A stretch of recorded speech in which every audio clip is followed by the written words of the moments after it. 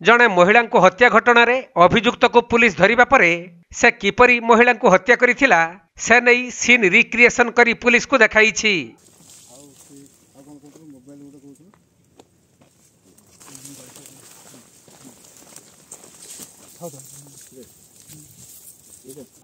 सूचनायोग्य जे केन्दुझर जिला बलाणी थाना अंतर्गत बलाणी डैम निकटस्थ एक छोट झरणा निकटरू हीरामती सिंकु नामनी जने महिलांकर 5 दिन पूर्व मृतदेह उद्धार होइथिला। परे बलाणी पुलिस एहार तदंत करी हत्या घटनार अभियुक्त रोहित चांपिया को गिरफ्त करिछि।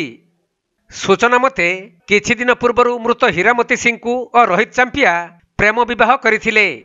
आउ मृत हीरामती सिंकु को 15 वर्ष होइथिबा बेले रोहित चांपिया 16 वर्षर दुहे जाक नाबालक और नाबालिका।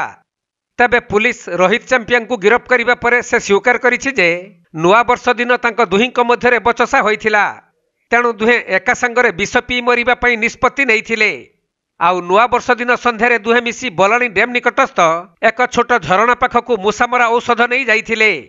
तेणु प्रथमे रोहित चांपिया किछि मात्रा मूसामरा औषध सेवन करिबा परे तांक मुंड बुलाइबा परी अनुभूत होइथिला।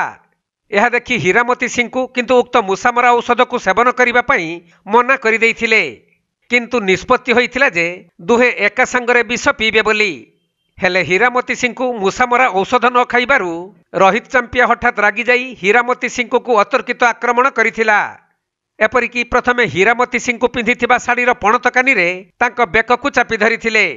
परे एक बड़ पथर साहाय्य हीरामती सिंह मुंडरे बारंबार आघात करिबारु घटनास्थल ही तांकर मृत्यु होई जाइथिला। तेणु एक लटा भितरकु हीरामती मृतदेह को फोपाड़ी देई रोहित चांपिया तांक घर को चली जाइथिले।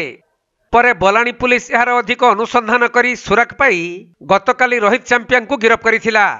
आउ रोहित चांपिया को बलाणी पुलिस घटनास्थल को नहीं डेमो माध्यम हत्याकांडर संपूर्ण घटना विषय अवगत कराइथिले।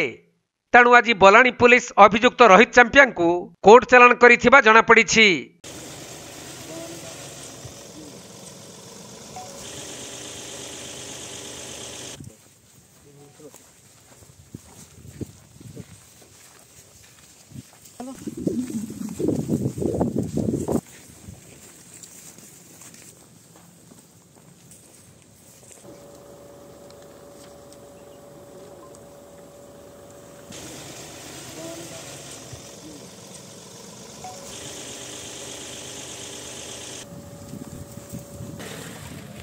केन्दुझर जिला बड़बिलरू दीपेश कुमार बेहरा रिपोर्ट, कोणार्क लाइव।